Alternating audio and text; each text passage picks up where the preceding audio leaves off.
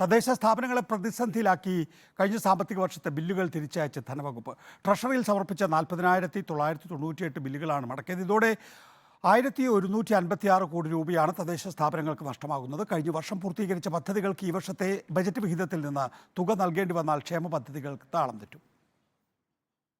അപ്പോൾ സർക്കാരിൻ്റെ സാമ്പത്തിക പ്രതിസന്ധി തദ്ദേശ സ്ഥാപനങ്ങളിൽ അടിച്ചേൽപ്പിച്ചതിൻ്റെ ഭാഗമായിട്ടാണ് ഈ 3,000 കോടി രൂപയുടെ വലിയൊരു പ്രതിസന്ധി തദ്ദേശ സ്ഥാപനങ്ങൾ അനുവദിക്കുന്നത്. അതുകൊണ്ട് ഇത്രയും തുക അത് തദ്ദേശ സ്ഥാപനങ്ങളുടെ വീഴ്ച കൊണ്ടോ അനാസ്ഥ കൊണ്ടോ അല്ല ഈ തുകയുടെ നഷ്ടം ഉണ്ടായിട്ടുള്ളത്. സർക്കാർ അനുവദിക്കാത്തത് കൊണ്ടാണ്. ഇതൊരു അസാധാരണമായ അവസ്ഥയാണ്. സാമ്പത്തിക വർഷം അവസാനിക്കുന്നതിന് മുമ്പായിട്ട് ബഡ്ജറ്റ് വിഹിതം അനുവദിക്കാതിരിക്കുക എന്നുള്ളത്. അതുകൊണ്ട് വലിയൊരു ആശങ്കയിലാണ് കേരളത്തിലെ തദ്ദേശ സ്ഥാപനങ്ങൾ.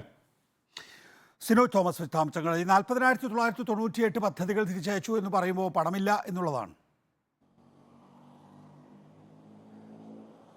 നികേഷ് കുമാർ, അതായത് കഴിഞ്ഞ സാമ്പത്തിക വർഷമാണ് സംസ്ഥാന സർക്കാർ ഏറ്റവും കൂടുതൽ സാമ്പത്തിക പ്രതിസന്ധി അനുഭവിച്ചത്. അതുകൊണ്ട് തന്നെ ട്രഷറിക്ക് കർശന നിയന്ത്രണം ഏർപ്പെടുത്തിയിരുന്നു. കഴിഞ്ഞ ഒക്ടോബർ മാസം മുതൽ തന്നെ ട്രഷറിയിൽ നിയന്ത്രണം ഉണ്ടായിരുന്നു. 1 ലക്ഷത്തിന് മുകളിലേക്കുള്ള ബില്ലുകൾ കൈമാറുന്നതിന് നിയന്ത്രണം ഉണ്ടായിരുന്നു.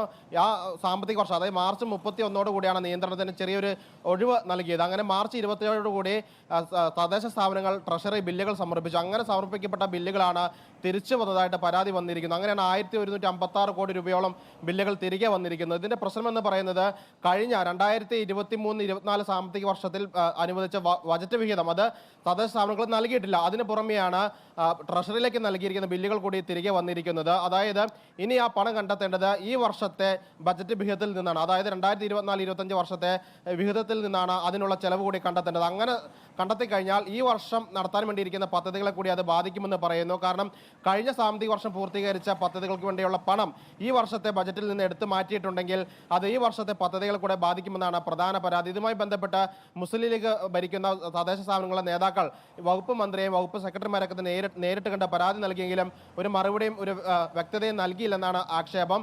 ആയിരക്കണക്കിന് കോടി രൂപയാണ് നഷ്ടം സംഭവിക്കുന്നത്. അതായത് കഴിഞ്ഞ ബജറ്റിൽ അനുവദിച്ച തുക നൽകാത്തത് വഴി ഉൾപ്പെടെ 2,928 കോടി രൂപയോളമാണ് തദ്ദേശ വകുപ്പിന് കഴിഞ്ഞ സാമ്പത്തിക വർഷം നഷ്ടമായി പോകുന്നത്. ഇത് അടിസ്ഥാന സൗകര്യ വികസനം മാത്രമല്ല ക്ഷേമ പ്രവർത്തനത്തെയും ബാധിക്കുന്നുവെന്നാണ് പരാതി. കാരണം ലൈഫ് മിഷൻ വഴിയുള്ള വീട് നിർമ്മാണം, SC/ST ആളുകൾക്കുള്ള ക്ഷേമ പദ്ധതികൾ, അംഗനവാടിക്കുള്ള ക്ഷേമ പദ്ധതികൾ, ഭിന്നശേഷി കുട്ടികൾക്കുള്ള പദ്ധതികൾ തുടങ്ങിയവ, അതായത് തദ്ദേശ സ്ഥാപനങ്ങൾ വഴി നടപ്പിലാക്കുന്ന പദ്ധതികളെയൊക്കെ തന്നെ ഈ ഫണ്ടില്ലായ്മ ബാധിക്കുമെന്നാണ് പരാതി. സർക്കാർ അടിയന്തര ഇടപെടൽ നടത്തണമെന്ന് പറയുന്നു. ഒപ്പം തന്നെ തിരിച്ചയച്ച ബില്ലുകൾക്കുള്ള പണം കഴിഞ്ഞ വർഷത്തെ വിഹിതത്തിൽ നിന്ന് നൽകണം. കഴിഞ്ഞ വർഷം അനുവദിക്കാതിരിക്കുന്ന പണവും ഈ വർഷം അധിക വിഹിതമായി നൽകണമെന്നാണ് പ്രധാന ആവശ്യം. നികേഷ് കുമാർ, വിശദാംശങ്ങൾ നൽകുകയായിരുന്നു സിനോജ്.